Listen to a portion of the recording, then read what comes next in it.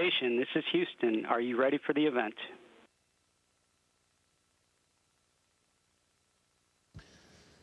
Houston Station, we are ready for the event. WBTS, this is Mission Control Houston. Please call station for a voice check. Station, this is Raul Martinez from NBC 10 Boston. How do you hear me?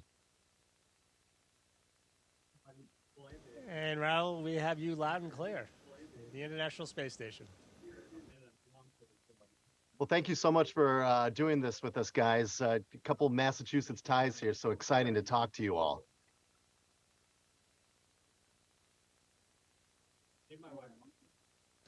It'll be great to talk to you as well. Okay, Stephen, I want to start with you. You know, you're a veteran of this game. I just want to talk about what you all are doing up there, Expedition 69.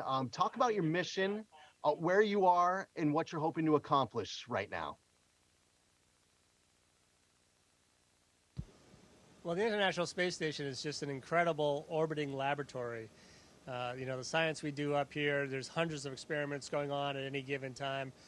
We sort of maintain this laboratory, but we're also part of the experiments as well.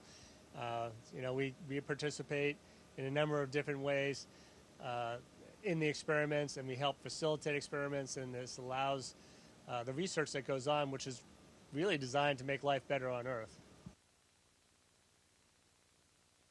What has this experience been like for you? I mean, you're fairly new to this, so give people who have never been to space what it's like up there, what the experience is like. I mean, and if you wanna float around and flip around while you're doing it, please, by all means. Yeah, it's just truly, I feel truly lucky to get to have this experience. It's amazing getting to be up here. What an incredible life experience.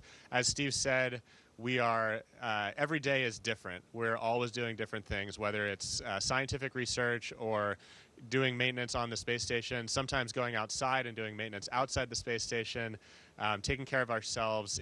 Every day is just different, and that's part of what makes it so much fun. Stephen, I mean, you've had an interesting path to get to where you are.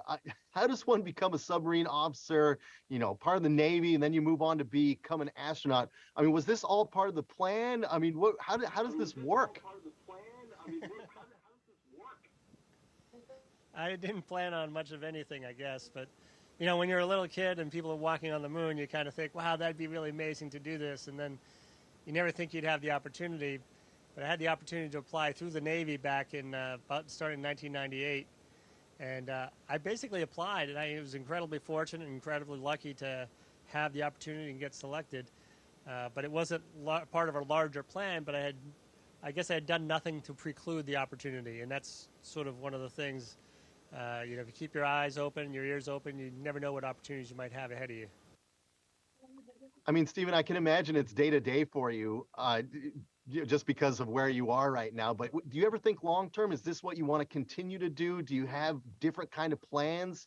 Is space kind of what is your goal from here on out? I mean, I know you have a family as well as home, so I mean, I can imagine they miss you as well, but I mean, this has to be quite the adventure. And where do you want to take this? It's pretty amazing. You know, all my earlier flights were very short. Just having this opportunity to be on a long duration flight is incredible. I have incredible fortune being with an amazing crew, a great group of people. So I think that makes the experience really, really enjoyable. I do want to get home though. I really do miss my family. I really miss Earth, and we'll get home. We'll see what we want to do next after that. Woody, what's the biggest challenge? I mean, when it comes up to there, I can imagine that you have a million different things that are difficult up there. And for you, outside of the challenges, the difficult tasks that you have to do every day, the concerns, what's the most exciting part of it? And I can imagine there's a million, but if you had to pinpoint one, what would it be? Well, one that I've really enjoyed, we actually just a couple weeks ago did a couple of spacewalks, Steve and myself installed some new solar arrays outside the space station. And that's one of my favorite things because it's so challenging. There's an enormous team on the ground that does a remarkable amount of preparation getting ready for these spacewalks, planning them, running them in the neutral buoyancy lab in Houston to make sure that procedures are ready. But ultimately, going outside where there are some objective hazards and executing our mission to do some upgrades is just really super rewarding. So I have to ask you both about, obviously, your local ties to Massachusetts. Stephen, you're a Cohasset man, pride of Cohasset High School, the Skippers. What was it like growing up there? Maybe a favorite place to go if you ever come back to visit, the thing you miss the most when it comes to your home state?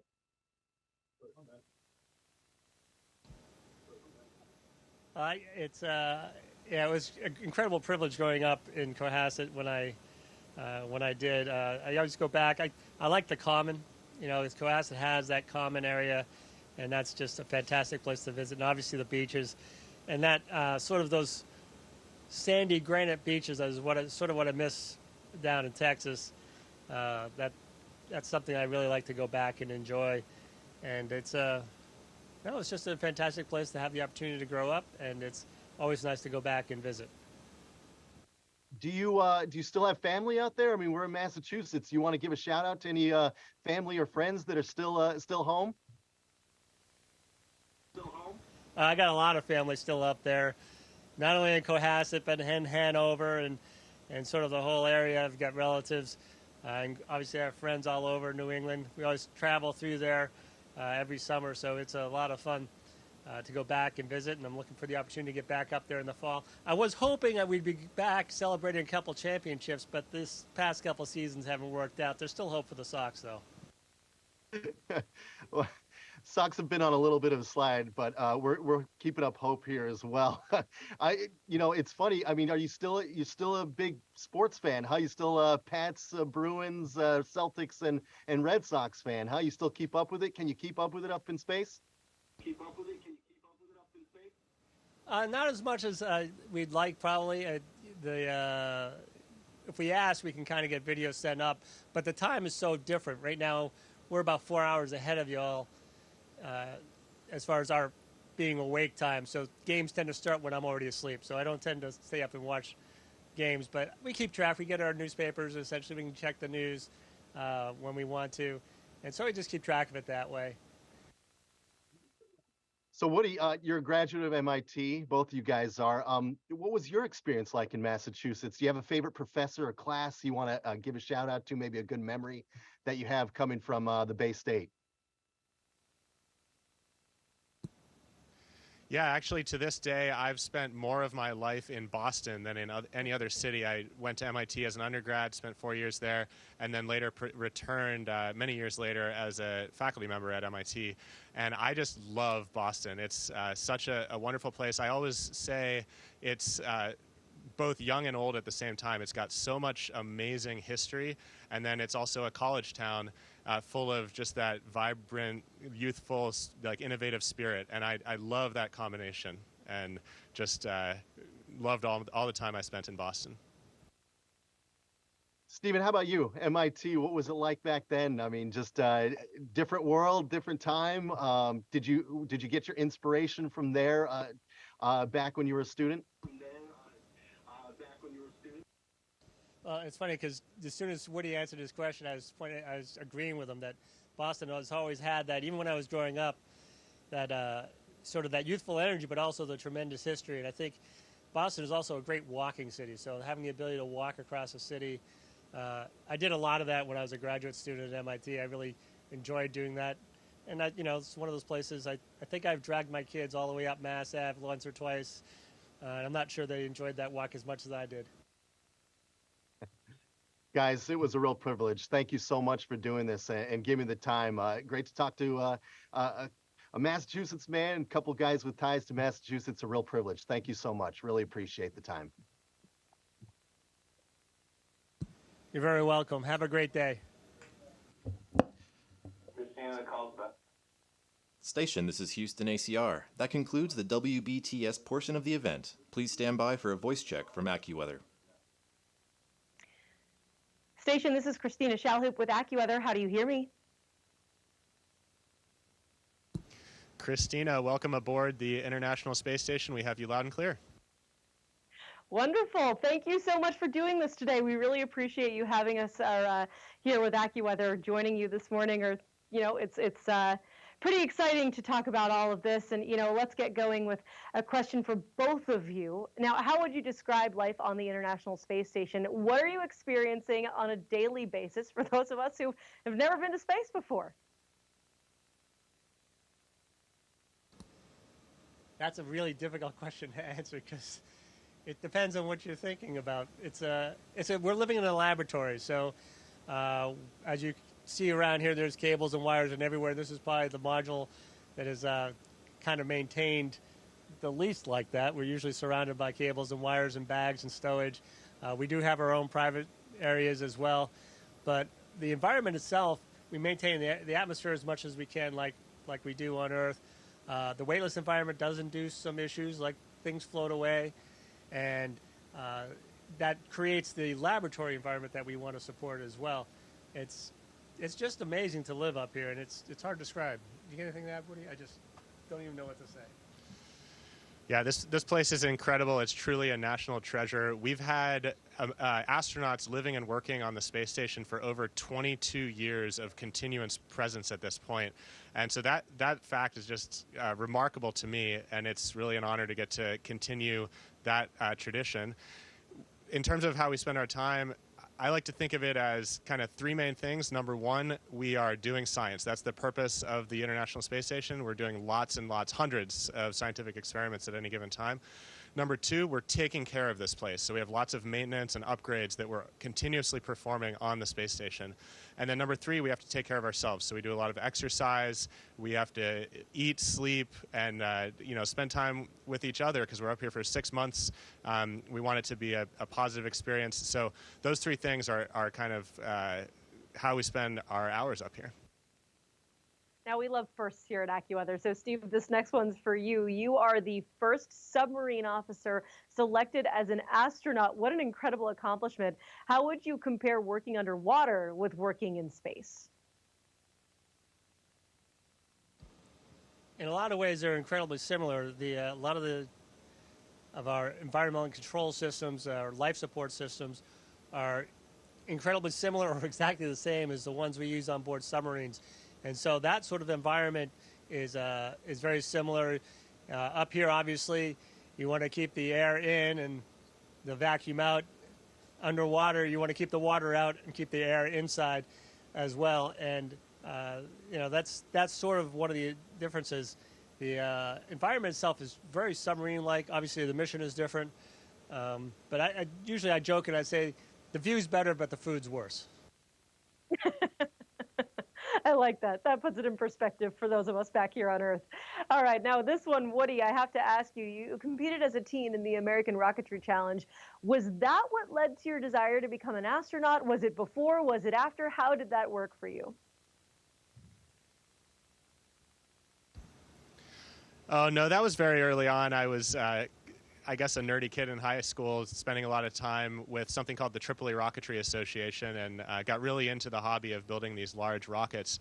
I think growing up, like many kids, it was always in the back of my mind that being an astronaut just sounded like the coolest job ever. But I had no idea how to accomplish that goal.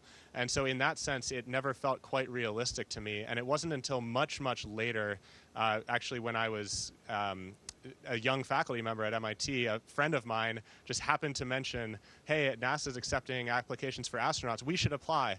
And that was the first time when I thought, maybe I could actually apply to that. And so, and I feel incredibly fortunate that I was lucky enough to be selected. And so, yeah, I guess it was a childhood dream, but it took a little while to realize how to accomplish that goal. Amazing. Now, both of you worked together recently in terms of other goals here, and I suppose necessities, to upgrade the ISS solar panels. How difficult was that? And even more so, how difficult were the spacewalks, hours-long spacewalks? We were talking about this a little bit ago, and one of the things that actually makes it much easier than it should be is the incredible work that the ground does and the team as a whole preparing us for those spacewalks. So all the engineering that goes into it, all the planning and the execution and the procedures really allow us to go outside and, providing that the suits work and the engineering was all worked, it all actually happens pretty well. And these spacewalks were very complicated in a lot of ways. And when we were developing them, they seemed really highly choreographed and not entirely intuitive as to how they were going to work, but they came together and they worked out really well.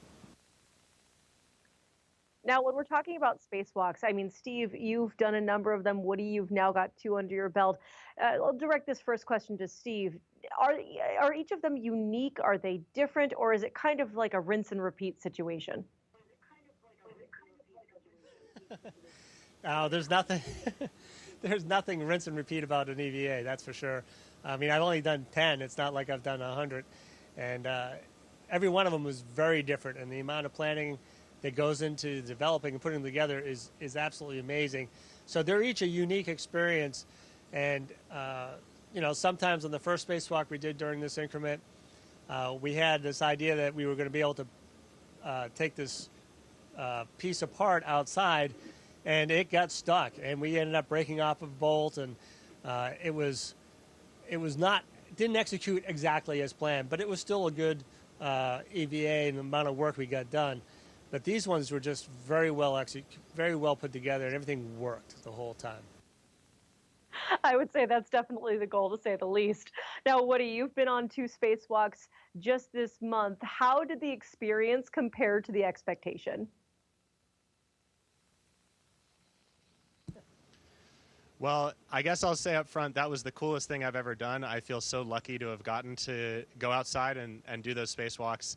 It was remarkably similar to training. The training we receive on Earth in the Neutral Buoyancy Lab in Houston is not an exact replica of what it's like to be outside. For example, we have water drag in the pool, and when we're outside in the vacuum of space, everything moves a little more easily. But that training really prepared me. And so aside from the views being even more spectacular than I could have possibly imagined, I felt really well prepared. The other thing that I wish people could see is mission control on EVA day. It is just amazing. The teams of literally hundreds of people, back rooms, analyzing all of the information in real time, what's happening, watching video feeds, and then pulling all that information together to an effective and concise little communication up to us of what to do next. It's just a magical dance, and it's really cool to see. I love that, a dance. What a great way to put that. Now, I have to ask you, final question for both of you here. AccuWeather covers so much astronomy. We have a lot of viewers and even just people who work here, like yours truly, who love to learn about the planets, about the stars. For the 2 of you, what is it like to be in space, away from the Earth, and closer to the planets and the stars? Well, we're not that much closer, but when we do get the opportunity to look out, we have the cupola, and the cupola looks down at the Earth for the most part, and we get a bit of the horizon up, probably 15 degrees-ish or so. We can see of space itself. It would be really nice to have a cupola on top so we could actually look into space when it's dark outside and just get this incredible view of the sort of the carpet of the stars that you can get, out at sea or in the desert at times. Yeah, as Steve said, we're here in low Earth orbit, so we are actually, I think, a lot closer to Earth than many people realize. We're about 250 miles above the surface of Earth. That sounds pretty far, but on the scale of Earth, we're actually quite close. And so, for example, when we look down at Earth, we cannot see the entire planet in a single view. We see the amazing curvature. We can look out and see the horizon, but we're actually pretty close. I'm really looking forward to what's going to happen this decade, where with the Artemis program, we're headed back to the moon, NASA that is, and the Artemis astronauts, when they go to the moon, are going to have that incredible view. They're going 230 39,000 miles away from Earth. So they will truly be far away from our home planet. And that vantage point is going to be truly spectacular. Ah, amazing. Both of you, thank you so much for joining us. We really appreciate you today. It was great talking to you as well. Have a good week. And station, this is Houston ACR. That concludes our event. Thank you to all participants from WBTS Boston and AccuWeather. Station, we are now resuming operational audio communications.